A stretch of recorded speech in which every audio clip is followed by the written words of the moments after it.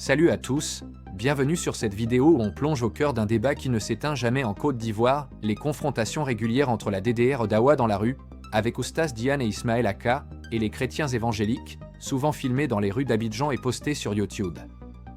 Des milliers de vues, des heures de discussion passionnées, et le sujet principal ? La divinité de Jésus est-il Dieu ou simplement un prophète ? D'un côté, les chrétiens affirment que Jésus est pleinement Dieu.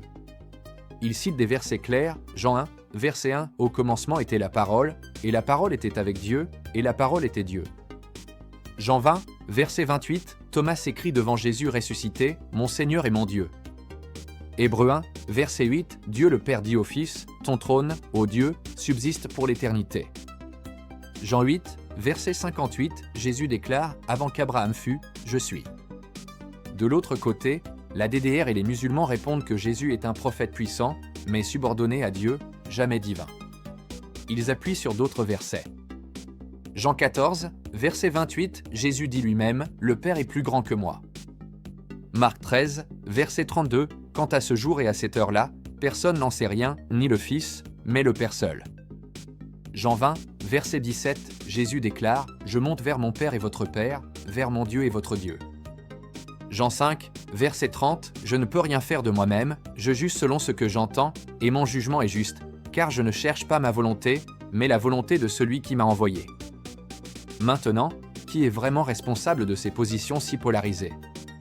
Les chrétiens, qui divinisent Jésus avec un zèle presque fanatique, en tordant les textes pour imposer une doctrine inventée des siècles plus tard ?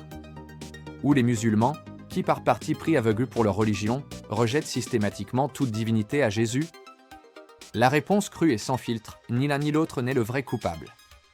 C'est la Bible elle-même qui porte l'entière responsabilité. Elle est duplice, ambiguë jusqu'à l'os, et prêche ouvertement une chose et son contraire. D'un côté, elle élève Jésus au rang de Dieu éternel, de l'autre, elle le montre ignorant, soumis, priant un Dieu supérieur. Comment un livre censé être inspiré par Dieu peut-il se contredire à ce point ? Les chrétiens devraient arrêter de défendre avec zèle cette trinité et regarder objectivement, leur Bible est un patchwork confus, pleine de tensions irréconciliables qui trahissent des ajouts, des évolutions et des influences humaines. Elle prête le flanc aux deux camps parce qu'elle n'est pas cohérente. Au lieu d'accuser les musulmans de fanatisme, qu'ils assument que c'est leur texte sacré qui sème la division sur ce sujet, depuis 2000 ans.